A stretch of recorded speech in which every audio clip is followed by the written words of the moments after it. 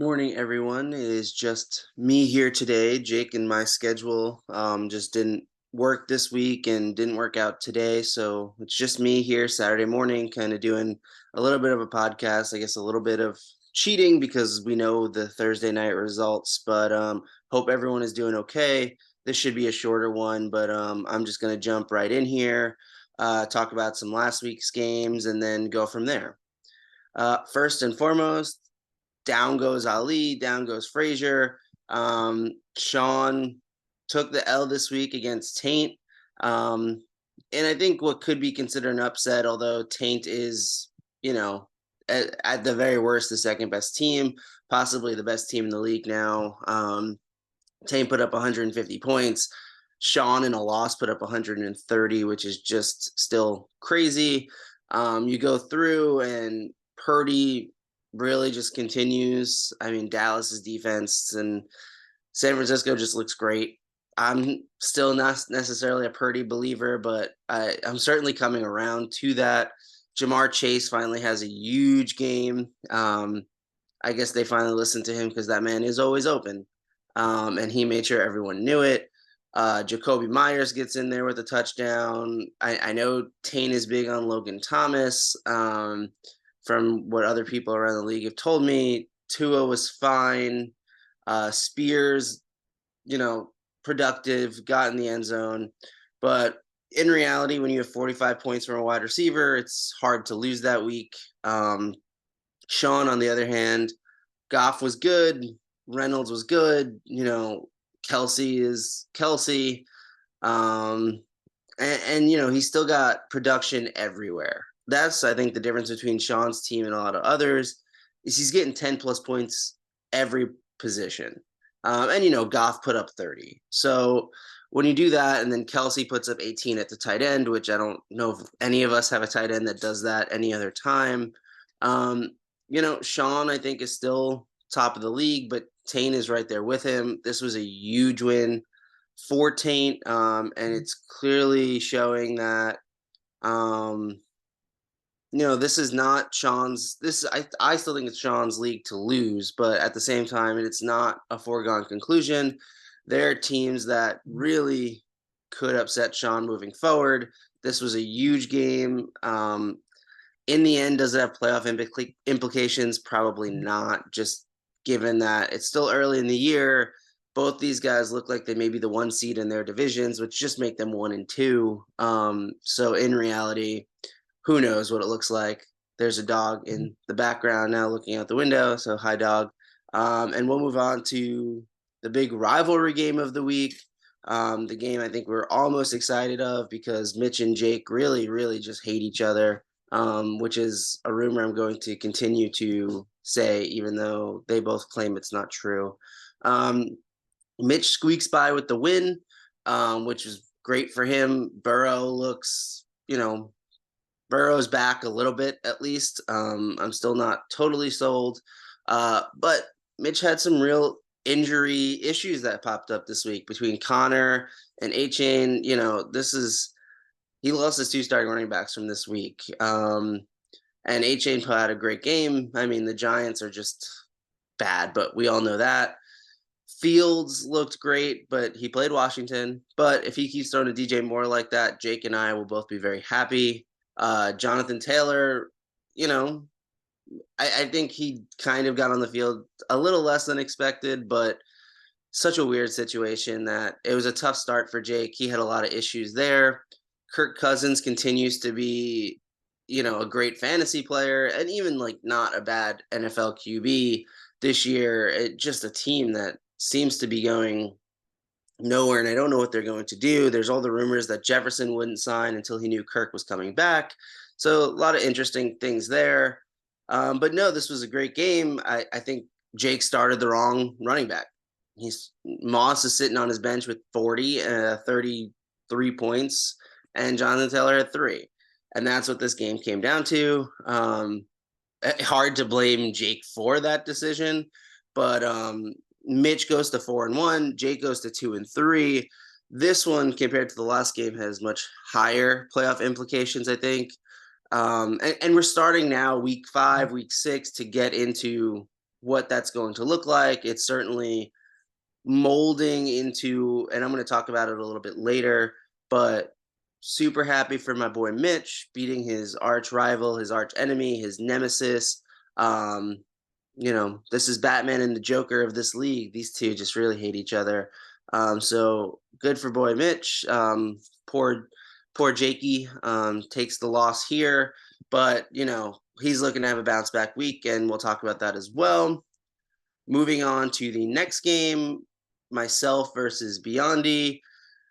Biondi had a tough loss this week with Richardson, going on IR. That's really disappointing. I've made kind of clear Richardson scares me on the injury front, but never root for that. And hopefully he's doing okay. Landing on that shoulder looked pretty tough, but Desmond Ritter looked really good. And so that's really fun for him. Just a lack of production from really anybody else but Ritter and Kamara. Bijan, got in the end zone, but didn't have a Bijan week.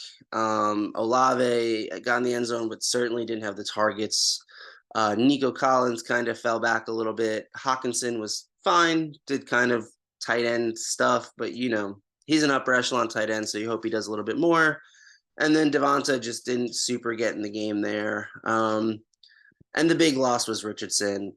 On the other hand, myself, Justin Jefferson being gone is, very sad for me. That is my baby. And I'm very sad that he is going to be out for a few weeks. But I did pick up Cooper Kupp this week. On the other hand, DJ Moore, if Fields keeps throwing to him like this, I'm excited about that. Josh Jacobs looked better this week, at least production-wise. And Dobbs continues to be okay. Lawrence continues to be a little bit disappointing, although if he doesn't fumble twice, he puts up 20. So, maybe that's nothing too bad. I have a lot of figuring out to do week by week, but this was a big win. I couldn't afford to go 1-4. Well, Biondi could afford this loss, at least for now. And so, again, early, but playoffs kind of come into a factor when you look at a game with me going 2-3 and Biondi going 3-2. But my boy Biondi and I will always have good games. It feels like no matter what the heck we're doing. So hopefully he can bounce back this week, and hopefully I keep it going. Moving on to the next game, we have what in a way is one of the last place games. Lamb Chop coming through on the back of Travis Etienne's huge game and beating Trevor. These are two teams at the bottom of the pile right now. Trevor's dealing with some injury woes. And Lamb now is fully committed. Kupp is no longer there after a pretty good game. Demont is no longer there after a good game. Carr is no longer there after one of his better games this season. And now Trevor's in that same tank mode. He put a lot of guys on the trade block this week. There's not too much to say. Kittle was great, really just because the 3 catches he made were all in the end zone. But, this was a game that has very low stakes. Both guys in rebuild mode, both guys with draft pick capital now. And I think these two combined have 6 picks maybe in the next draft. So look for some improvement on that end. Moving on, Trent versus Danny. Trent looked good. 105 is nothing to be sad about. Josh Allen and Tyreek Hill continue to kind of lead along with Sam Laporta. I don't know what it feels like. Trent continues to win with quite a few weaknesses. QB2 is a weakness. Running back is a weakness. You saw Mitch's reaction last week or 2 weeks ago when he just talked about the running backs.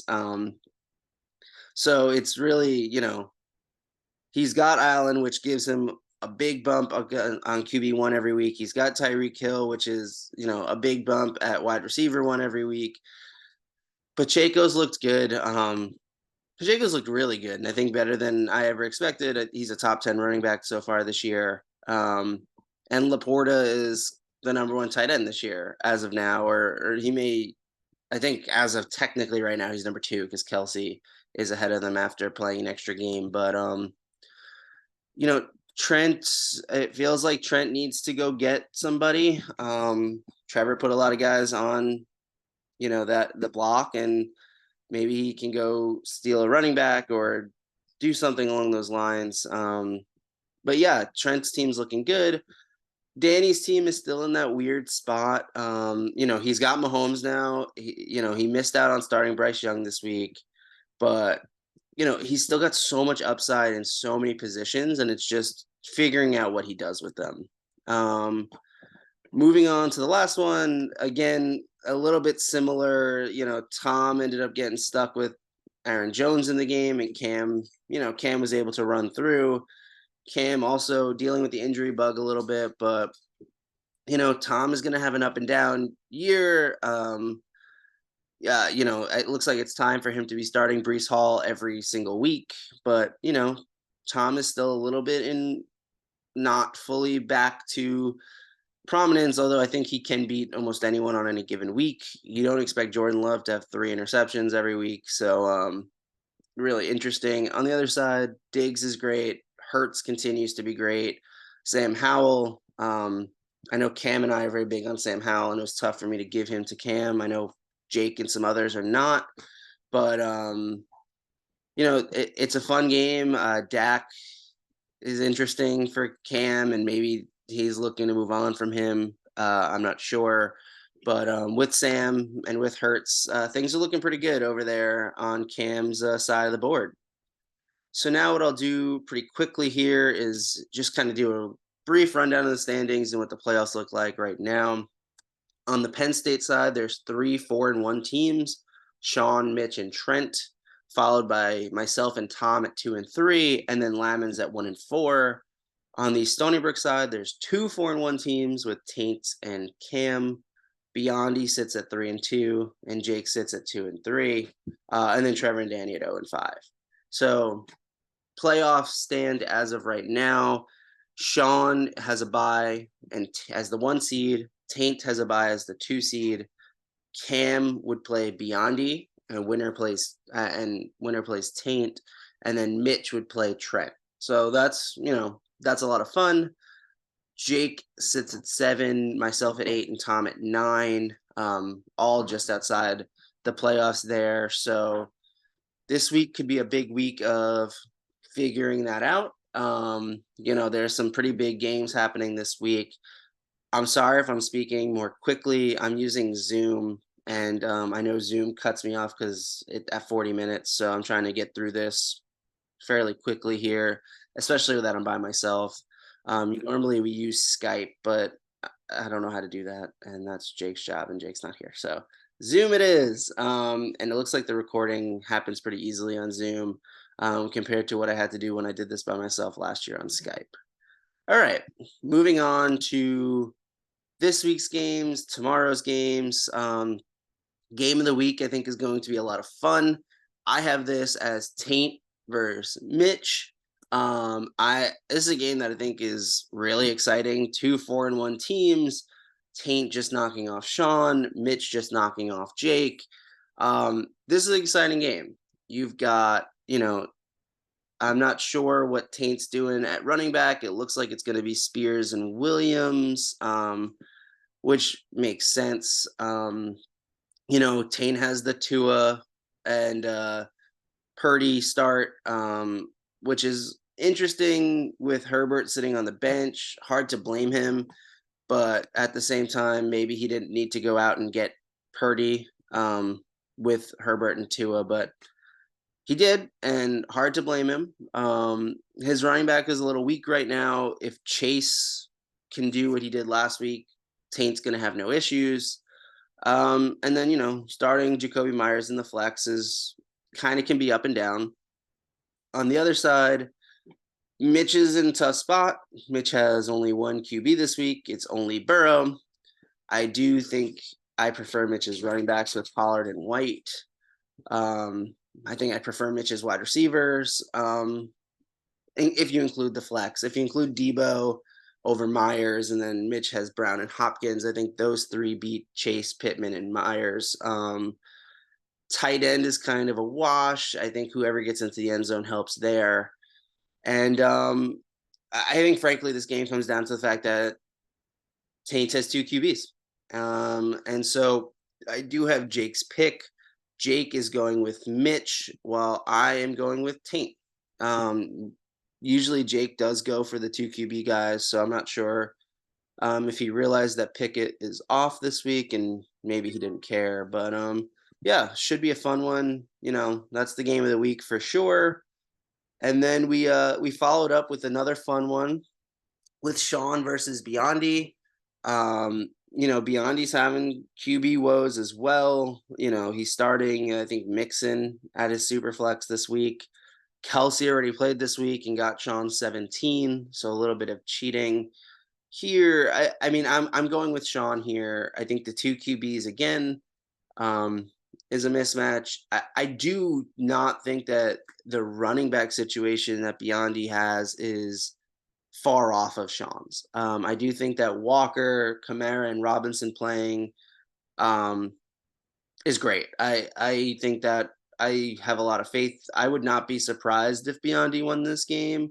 And frankly, if Kelsey had had a worse game on Thursday night and didn't put up 17, if he'd put up 2 or 3, I may be singing a different tune right now, because I do love the 3 running backs over starting Mike Evans at a flex. But yeah, Sean's advantage at QB this week is just so high that I can't go against Sean this week. And so Jake and I both picked Sean to go 5-1. Biondi still at a very manageable 3-3, with some fun upcoming games coming up. Moving on to another really kind of important game, myself versus Cam. This should be a good one. As of right now, he's projected to beat me by about 2 points. I think he has the advantage QB wise with Hurts and Dak. I think a lot of people are calling for Dak to kind of have a regroup week this week with the Chargers defense. And then it's fun. I think a wide receiver battle is fun. It's so Cam is playing Diggs at flex, but I'm going to pretend Metcalf's at flex just to make the wide receiver battle make more sense. And it would be Kirk and Diggs versus Cup and Moore. I do think I give myself the advantage there, although if anyone's going to go off, it's going to be Diggs. On the other hand, Pierce versus DK is a really fun flex battle. Cam certainly has the advantage at tight end with Evan Ingram. Running back is I give myself a pretty big advantage at running back, honestly. I think Jacobs and Demont versus Cook and Ford really goes in my favor. As much as I love Ford and have since he was drafted, and I guess before that when he was at Cincinnati, but I think it's QBs versus kind of. I think Cam is QB tight end, while I have running back wide receiver. And QB is the name of the game, so I do think Cam probably gets me by a little bit this week. But Jake thinks I'm gonna win, so hopefully Jake is right. But hard to doubt Cam, and I really do think Dak's gonna have a bounce back, and I think I'm starting him in one of my other leagues just because of that. All right, moving on to Jake versus Tommy Boy. This should be a fun one. Again, a little bit of cheating from Thursday night. Russ only putting up 9 really sways this one. I think if Russ puts up 15 to 18, I'm picking Tom. I think I pick Brees and Derrick Henry over Taylor and Swift at this point.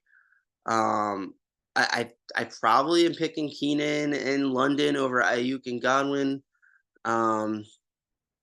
Certainly probably Waller over Komet, but whoever knows. And then I guess Ayuk, I would also probably Godwin. I would flex instead of Lamb just to make the wide receiver battle equivalent, like I did with Cam. But Mostert without A-Chain, like I love the Hall Henry Mostert kind of combination this week. I love the Keenan Allen pickup. I think that trade was a lot of fun for Tom and really made him relevant quickly.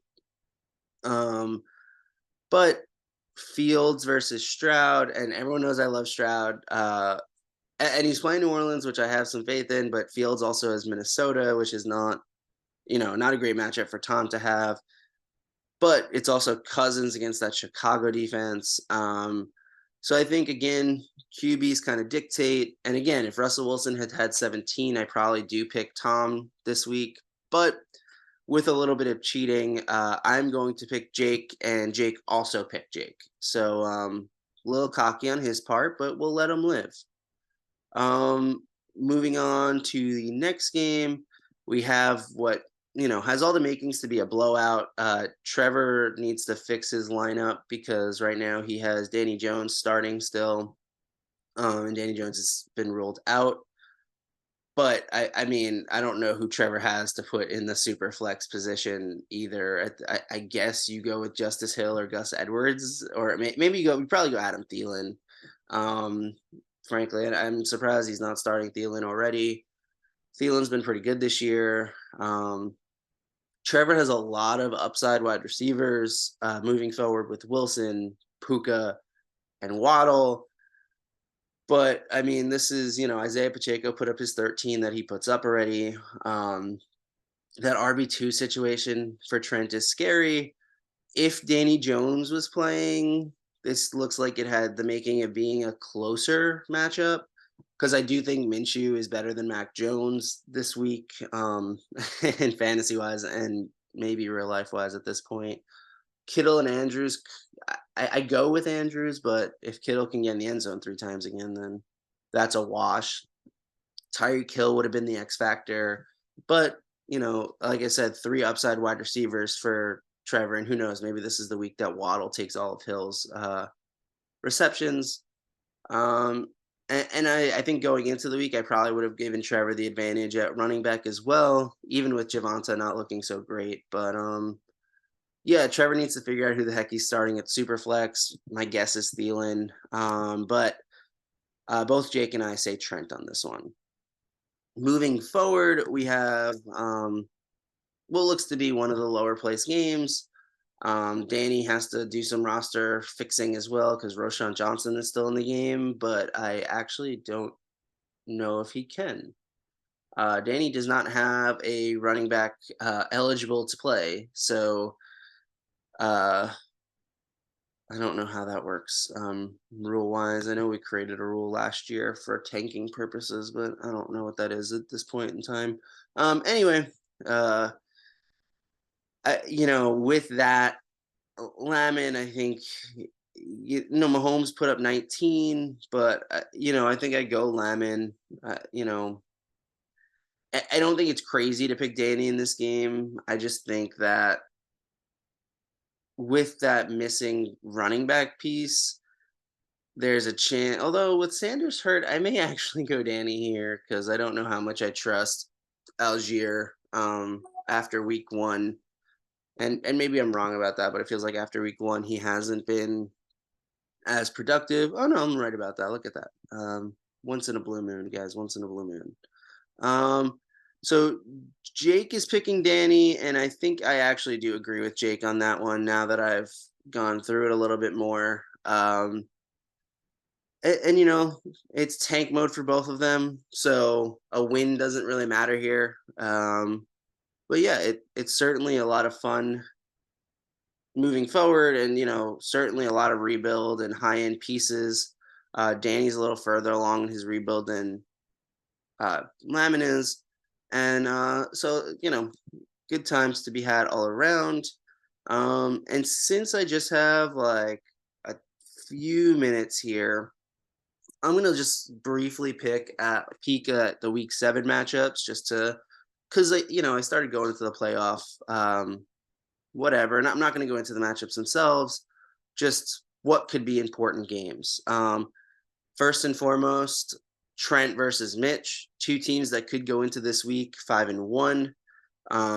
If you listen to Jake, they'll be 5-1, both of them. If you listen to me, Mitch will be 4-2. But either way, huge matchup at that point. Next week is actually a week of huge matchups. As the Trevor and Danny play, so that takes up two of them, and then Lamon plays Tom. So Tom, can sit there with a win. Theoretically, he could be 4-3 at that point, or 3-4, well within playoff contention with a win against Lamon. Um, Jake and Cam play one another. Cam can be 6-1 at that point if you listen to me. If he can squeak by Jake and squeak by myself, and Jake could be sitting there at 2-4 without a win this week. So it really makes it an important matchup going forward. It makes this week matter even more. Looking at what next week looks like. Taint versus Biondi, another big one. And then I think what makes my week versus Cam even more important is I have Sean next week. So a loss this week, and I'm basically asking to be 2-4, um, which 2-5, I should say. And at that point, I would need a lot of help to get back in there. I mean, it's not unheard of, it's not crazy, but certainly would need some help. Moving forward, the week after, Sean and Mitch play, which is a fun one. And everyone else kind of, it's a less, you'll get a lot of the better teams winning in week 8, I think. But I don't know how much time I have left. I'm gonna cut off the recording now. I hope everyone is doing okay. I hope everyone is having a decent week, and can kind of sit back, relax, with some football this week. As I put in the chat, I can't say I've watched much in the last couple weeks here, but college is fun. Colorado gave up a 29 point lead last night, which was really interesting, and Coach Prime needs some things to be figured out there. But yeah, hope you guys are all doing well. If anybody needs anything commissioner wise, I don't know why I didn't do this sooner, but I did make Jake. I gave Jake commissioner power as well. So Jake has the same powers I do in submitting trades and doing everything that needs to be done there. So just wanted to give you guys that FYI. My Cooper Cup trade, Jake actually processed through, uh, and so good for him. I think Lamon probably wins that trade in the long run, but it was my only way to compete this year, and I had the picks, so I was okay losing that. And I felt pretty good about the three pieces I got. But yeah, here's hoping it's a good week for me and a bad week for Cam. Cam always tries to bully me, which is really upset. He wouldn't trade me Jalen Hurts this week. So he's a bully, and I am upset, and I hope I win. So I hope everyone is rooting for me this week, and hope you guys have a good one. And I will see you all again, hopefully sometime before next Saturday. Peace.